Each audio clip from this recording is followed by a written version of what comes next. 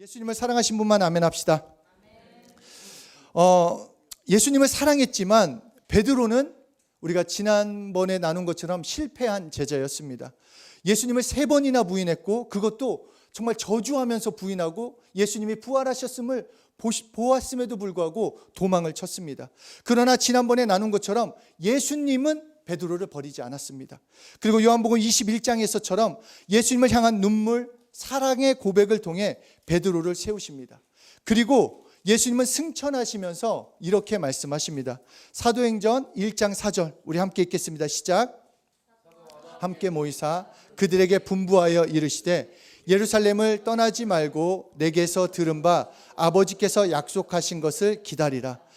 예루살렘을 너 떠나지 말고 내가 승천할 거를 너가 볼 거고 내가 물론 다시 오겠지만 지금은 너희의 눈에 보이지 않기 때문에 너희가 두려워할 것도 염려할 것도 없이 너희가 지금 해야 할 것은 예루살렘을 떠나지 말고 아버지의 약속하신 것을 기다려라.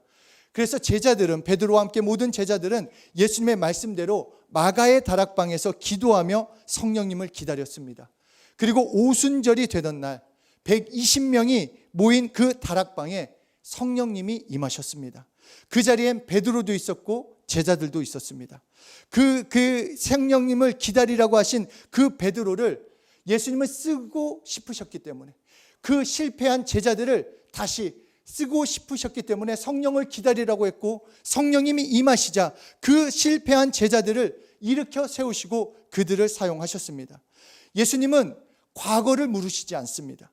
과거에 네가 어땠느냐, 너의 어떤 모습이냐 그거를 묻는 것이 아니라 오늘 예수님은 나를 변화시키길 원하시고 예수님은 오늘 나를 용서하길 원하시고 예수님은 나를 오늘 사용해 주고 치료해 주길 원하신다라는 것입니다. 그렇기 때문에 내 모습이 어떻든 예배드리기 전까지 말씀의 앞에 자리에 서기 전까지 예수님 지금 앞에 나의 모습 그대로 나온다고 한다면 정직하게 내 마음을 쏟아냈고 하나님께 나아간다고 한다면 말씀을 붙들고 예수님을 사랑하며 그 말씀을 따르는 삶을 살기로 결정한다면 예수님이 다시 사용해 주시고 변화시켜 주시겠다라는 것입니다. 그래서 베드로는 성령의 능력을 받아 그 전과 이후가 완전히 달라집니다. 무서워서 도망쳤던 그 베드로, 예수님을 부인했던 그 베드로가 갑자기 성령님이 임하시자 뛰쳐나가 외칩니다. 너희가 십자가에 못 박은 예수를 하나님이 다시 살리셨다. 그가 주와 그리스도가 되게 하셨다. 이전의 베드로가 아니었습니다.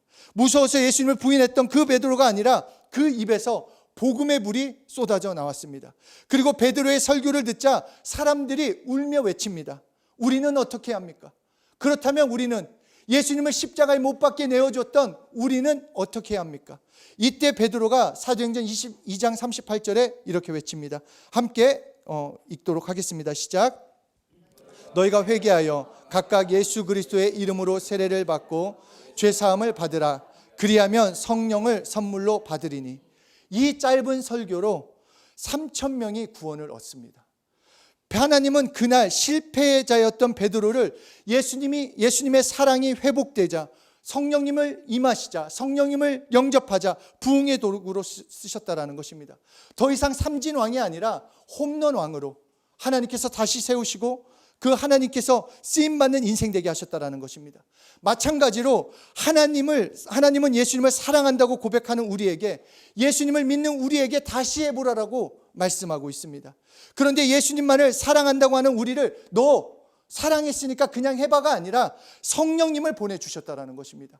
나의 힘과 능력은 부족합니다. 내가 결정한다 할지라도 내가 지난주에는 내가 예수님을 위해서 살겠어요, 예수님으로 살겠어요 고백했는데 다시 삶을 살아갈 때 넘어진 내 모습, 나는 연약하지만 성령님을 보내주심으로 예수님과 함께 성령님과 함께 나아가 보라는 것입니다. 인생에서 역전의 홈런을 날리는 것은 우리의 실력이 아니라 성령의 능력으로 나오는 것, 우리의 삶에 놀라운 일들을 성령님이 이루어주시겠다라고 약속하고 계십니다. 그래서 예수님은 제자들에게 이런 말씀, 오늘 본문 말씀 우리 함께 다시 읽겠습니다. 시작. 그러하나 내가 너희에게 실상을 말하노니 내가 떠나는 것이 너희에게 유익이라. 내가 떠나가지 아니하면 보혜사가 너희에게로 오시지 아니할 것이요 가면 내가 그를 너희에게 보내리니. 여기에서 실상이라는 것은 헬라어로 알레세이아라고 합니다. 이것은 우리가 잘 알고 있는 진리를 실상이라는 말로 이렇게 번역해서 말하고 있습니다. 이 진리라는 것은 불변하지 않는 하나님의 법입니다. 그러니까 우리가 말하는 실상이라는 것은 변하지 않는 하나님만이 가지고 계신 그 법을 공개하겠다, 내가 너에게 알려주겠다라고 말씀하시는 것입니다. 그런데 그것이 무엇이냐? 진짜 실상이 무엇이냐? 내가 떠나가는 것, 예수님이 너희에게서 떠나 아버지의 품으로 다시 승천하시는 것이 하나님의 실상이고 우리에게 유익한 실상이라는 것입니다. 그것은 예수님이 떠나면 성령님이 오시기 때문에, 예수님이 가셔야 성령님이 오시기 때문입니다. 그러니까 우리가 정말로 생각해 봐야 할 것은, 나에게 정말 유익한 것, 나에게 유익한 실상은 보혜사 성령이라는 것입니다. 여러분에게 가장 중요한 것, 이것은 단지 우리의 신앙생활만을 말하는 것이 아니라 예수 믿게 된 나, 영적 존재인 나에게 가장 유익한 실상은 성령님이 되십니다.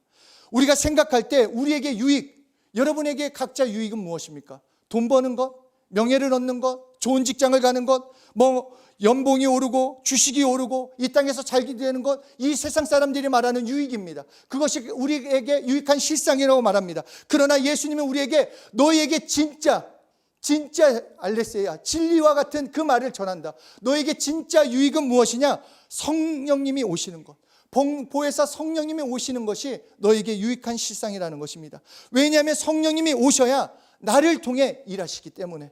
설사 실패의 자리에 있을다 할지라도 내가 다 실패한 자들을 세상을 바꾸는 일꾼으로 하나님께서 세우실 것이기에 성령님을 의지하고 성령님이 임하시면 정말 실패했던, 좌절했던 베드로가 다시 일어섰던 것처럼 우리도 다시 일어설 수 있고 다시 쓰임받을 수 있고 나의 자리에서 하나님께서 일으켜 주시고 사용해 주시기 때문에 너에게 진짜 실상은 성령님이라는 것입니다. 성령님이 임하시는 것. 그러므로 예수님은 너희를 더 유익하기 위해서, 너희를 더 기쁘게 하기 위해서, 너희를 더 만족하기 위해서 내가 떠나간다, 그리고 성령님을 보내신다라고 약속하고 계십니다. 예수님이 떠나가지 않으면 우리는 복음의 기쁨을 온전히 누릴 수가 없습니다.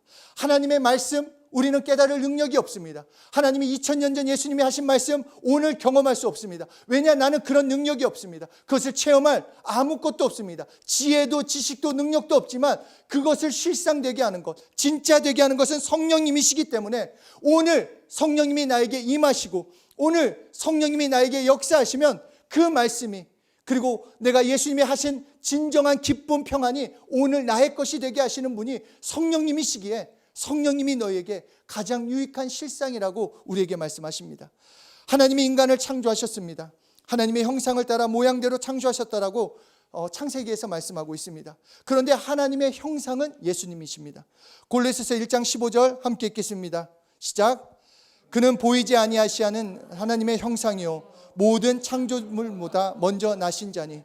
그러니까 그 형상을 따라 모양대로 지음받은, 그러니까 우리는 그 형상 따라 지은 모양, 다시 말해 겉껍데기라는 것입니다. 겉옷. 그러니까 우리는 창조 때부터 형상이신 예수님을 영접하도록, 그 창조 때부터 그 살려주시는 영이신 예수님으로 살도록 창조되었다라는 것입니다. 예수님으로 채워져야만. 그런데 인간이 죄인까지 돼버려서 이제는 아예 예수님 없이는 살 수 없는 존재가 되었고, 예수님이 내 안에 오셔야 진정으로 진짜 생명, 하나님의 자녀로 살게 해주신 것입니다.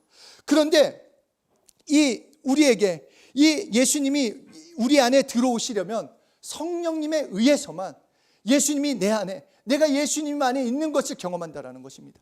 하나님이 세상을 창조하시고 우리를 창조하셨어요. 그러나 우리가 하나님의 자녀로, 하나님의 도우심으로 구원받은 자로 살기 위해서는 예수님이 필요해요. 근데 그 예수님을 내가 어떻게 온전히 믿고 내 안에 모실 수 있는가? 성령으로 할 수 있다라고 우리에게 알려주시는 것입니다. 성령님을 영접할 때 성령님에 의해서만, 예수 그리스도께서 이 땅에 오셔서 가르치시고 이정을 행하신 것, 피 흘리시고 죽은 십자가에서 3일 만에 부활하시고 승천하시고 하나님의 모든 뜻 이루어주신 그 하늘의 뜻을 성령님이 임하시면 성령님께서 경험시켜 주시고 체험시켜 주시겠다라는 것입니다. 이 모든 것이 나에게 실제되는 것 오직 성령으로 되는 것입니다. 나의 열정, 나의 수고, 나의 어떠함이 아니라 오늘 예수를 믿었어도, 오늘 예수 믿기로 결정했어도, 예수 믿은 지 하루가 된다 할지라도 성령님이 임하시면 그 말씀을 경험시켜 주시고 체험시켜 주시겠다라는 것입니다. 복음은 지식이 아니라 체험해야 합니다. 복음은 좋은 말씀, 마음이 평안해졌어, 기뻤어, 이런 마음 나에게 위로를 주는구나, 이것은 세상에서도 말을 합니다.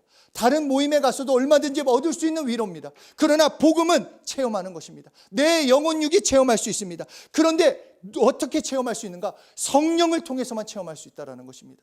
자, 복음은 어떻게 체험할 수 있다? 다른 방법이 있다 없다? 없어요. 복음은 누구로만 체험할 수 있다? 성령님으로만 체험할 수 있습니다. 성령으로만. 하나님의 말씀을 누가 체험시켜 주시는가? 목사? 성령님. 목사가 조금 부족하게 전하도 성령님이 체험시켜 주시고 그 말씀을 경험한다 못한다? 하는 거예요. 하는 겁니다. 성령님이 그 말씀을 살아 운동력 있게 하기 때문에. 그러므로 내가 해야 할 일은 성령님을 의지하는 것입니다. 성령님을 의지하는 것, 성령님으로 말씀을 듣고 성령님으로 말씀을 경험하겠다라는 결단을 하는 그 순간부터 우리는 삼진왕이 아니라 홈런왕이 되는 것입니다. 나의 삶 가운데 성령님이 함께 방망이를 휘둘러 주기 때문에 내가 해야 하는 일들, 복음의 일뿐만 아니라 나의 삶 가운데 하는 그 일들 가운데 성령님이 함께 하심으로 예수님의 능력, 평안, 기쁨을 가지고 나아갈 수 있다는 것입니다. 예수님이 십자가에서 우리의 죄와 상처, 저주, 병 다 처리하셨습니다. 믿습니까? 예수님의 십자가의 공로는 우리의 죄를 위한 거고, 우리의 상처를 위한 거고, 우리의 염려와 걱정과 미래에 있는 모든 두려움과 저주, 그 죽음으로부터의 구원이 되는 것이 십자가의 공로입니다. 그리고 부활하심으로 그것이 실제임을 우리에게 보여주셨습니다. 예수님 쪽에서는 완성시켜놨습니다. 이미 완성되었어요. 그런데 우리에게 적용돼야 그것이 진정한 완성 아니겠습니까? 하나님 쪽에서 완성됐는데 우리는 체험해야 하는데 그것을 적용시켜 주시는 분이 누구? 성령님이라는 거예요. 성령님. 성령님 아니고서는 우리는 복음을 체험할 수 없습니다. 하늘에서 이룬 그 뜻, 이 땅에서 나에게 경험시켜 주시는 분은 누구? 성령님이십니다. 그래서 내가 의지해야 할 분은 누구? 성령님입니다. 성령님 아니고서는 예수님의 사건은 역사적인 사건으로 끝날 수밖에 없습니다. 예수님이 죽고 부활하시고 승천하신 것 우리는 못 봤습니다. 당시 그 제자들만 봤어요. 그것으로 끝날 수밖에 없었지만 오늘도 2000년이 지났건 5000년이 지났건 복음이 계속 실제적으로 운동력 있게 움직여 나가는 것은 누구에 의해서가 아니라 성령님을 영접하고 성령님께서 그들을 통해서 사용하고 계시기 때문에 복음은 세대를 넘어 온 열방을 향해 나아가고 있다는 것입니다. 그러므로 예수님이 우리에게 간곡히 말씀하시는 것, 제자들에게 말씀하셨던 것은 너희 가지 말고 기다려라. 너희 지금 흥분되고 좋고 뭔가 할 수 있는 것 같지만 기다려라. 성령님이 임하셔야 한다. 성령님이 이끌어 주셔야 한다. 너희에게 유익한 성령님이 임하시는 것이다. 그러니까 내가 정말 얼만큼 성령님을 의지하느냐에 따라 우리가 복음을 체험하고 누리고 복음의 사람이 될 수 있는 것이 거기에 있다는 것입니다. 만약 내가 예배드리기 전까지 어땠는지 몰라도 지금부터 성령님께 내 삶을 맡긴다면 내 삶은 유익해질 수밖에 없습니다. 정말 하나님께 쓰임받는 인생이 되는 거예요. 정말 매일매일 아침에 눈 뜨는 것이 막연한 삶이 아니라 오늘은 또 어떻게 살아야지? 오늘은 뭐지? 또 하루를 돌아보면서 그냥 이렇게 지냈네가 아니라 매일매일이 기대되는 삶, 매일매일 뭔가 채워지는 삶, 변화되는 삶, 예수님을 위한 삶, 성령님을 통해서만 그런 삶을 살아갈 수 있다는 것입니다. 아침에 일찍이 일어나 우리가 눈을 뜨면서 다른 얘기보다 성령님, 보혜사 성령께 내 삶을 맡긴다라고, 성령님 오늘도 나와 함께 해달라고 그렇게 고백하며 시작해보자는 것입니다. 그 사람의 시작은 달라질 수밖에 없습니다. 성령님이 인도해 주시기 때문에. 요한복음 14장 26절에서 이렇게 말씀하십니다. 함께 읽겠습니다. 시작. 곧 아버지께서 내 이름으로 보내실 성령, 그가 너에게 모든 것을 가르치시고 내가 너에게 말한 모든 것을 생각나게 하리라. 자, 성령님이 오시면 뭐를 생각나게 하신다? 예수님이 모든 것을 너희에게 가르치시고 내가 너희에게 말한 모든 것을 생각나게 하신다. 그래서 예수님이 말씀하신 것, 하나님이 말씀하신 모든 것을 누가 생각나게 하신다? 성령님이 하시는 거예요. 내가 말씀으로 살아갈 수 있는 힘, 말씀을 체험할 수 있는 것, 말씀을 경험할 수 있는 것. 말씀이 왜 이렇게 어려워? 말씀이 재미없어. 우리는 재미없어요. 인간은 재미없습니다. 왜냐하면 그 말씀이 어렵고 그 말씀이 안 믿어지기 때문에 어려운데 이 말씀을 누가 생각나게 한다? 성령님. 그러니까 말씀을 읽기 전에 누구를 의지하고 말씀을 읽으면 될까요? 성령님이에요. 복음은 심플합니다. 내 노력, 물론 내가 의지를 드려야 합니다. 그러나 그 내가 의지를 드리기 시작하는 그 순간부터 성령님이 도와주셔서 그 말씀을 생각나게 하고 깨닫게 하고 경험시켜 주신다라는 것입니다. 따라서 성령 받은 자가 예수의 증인 되는 것입니다. 증인은 경험한 자가 증인이에요. 아무나 증인될 수 없습니다. 내가 보지도 못했고 듣지도 못했고 경험하지도 못했는데 어떻게 증인이 됩니까? 그러나 성령님이 임하시면 너희가 내 증인이 되리라는 것 말씀은 단지 예수님을 전하는 그 정도가 아니라 너희에게 이 귀한 말씀을 체험시켜서 완전히 너희 거가 되어서 자연스럽게 예수님은 이런 분이야, 예수님이 이렇게 말씀하셔서 예수님이 이렇게 행해서 그렇게 너희를 예수의 증인 되게 하시겠다라고 말씀하신다라는 것입니다.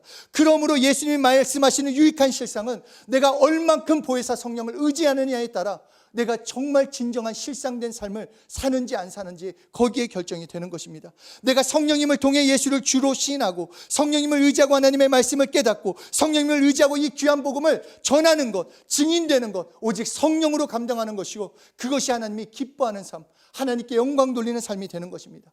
그러므로 우리의 기도 제목은 성령이시여 나로 성령으로 충만케 하옵소서. 나는 성령님을 의지합니다. 다른 무엇, 다른 평안, 다른 기쁨, 우리가 하나님께 나와서 다른 어떤 것을 구하는 것은 이미 예수님이 다 행하셨습니다. 먼저 그의 나라와 의를 구하라고 말씀하신 것처럼 내가 성령님을 구할 때, 성령님을 의지할 때 그 나머지는 예수 안에 있는 진정한 평안, 진정한 기쁨, 진정한 자유, 진정한 능력이 나에게 경험되어지는 것은 내가 다른 것을 구하는 것이 아니라 나의 정욕을 구하는 것이 아니라 성령님을 구할 때 그 복음이 나에게 실제가 되는 것입니다.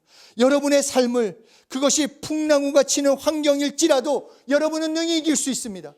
여러분의 삶이 지금 깜깜하게 보인다 할지라도 여러분의 내일은 빛난 정말 낮과 같은 날이 될 수밖에 없습니다. 어떤 마구와 같은 정말 막 힘든 공이 날라와도 성령님이 함께 계시면 능히 칠 수 있습니다. 성령님이 함께 하시기 때문에 성령님을 의지하고 환영하고 사랑하는 그 사람의 인생은 하나님이 책임져 주는 인생, 이미 이루신 하늘의 뜻, 하나님의 것을 누리는 인생 되게 하시기에 우리는 성령님을 의지하고 성령님을 사랑하고 성령님으로 예수의 사람, 더 나아가 예수님의 제자로 우리는 살아갈 수 있는 것입니다. 우리가 날마다 의지해야 할 분들, 내가 날마다 의지해야 하고 날마다 고백해야 하고 내가 사랑해야 할 분은 성령님이십니다. 성령님을 사랑하면 예수님이 믿어집니다. 예수님이 믿어지면 하나님의 의도와 사정이 깨닫게 되고 비로소 그때 삼위일체 하나님이 나에게 경험이 되어지는 것입니다. 성령님을 더 의지하는, 성령님을 사랑하는, 성령님의 도우심으로 나아가는 우리 귀한 한 분 한 분 되시길 예수 이름으로 축복합니다. 우리 시간, 우리 기도를 처음 하는 친구들도 있고 기도하는 게 좀 어색하고 또 소리 내어서 말하는 게 어색할 수 있는데 복음은 마음으로 믿고 뭘로 해라? 입으로 시인하는 겁니다. 묵상이라는 것은 생각하는 것이 아니라 히브리어 원어 그대로 내 입에 소리가 나게 들리게 하는 것이 묵상이 됩니다. 그러므로 이 시간 기도하실 때 다른 기도보다 성령님 의지합니다. 나는 성령님을 환영합니다. 나는 성령님을 사랑합니다. 우리 자신의 귀에 들리게 친구가 있건 누가 있건 창피하지 말고 그냥 성령님을 의지합니다. 자기 귀에 들릴 정도로 우리 목소리 내어서 성령님을 마음껏 의지하며 우리 충만하게 임하여 달라고 함께 고백하겠습니다.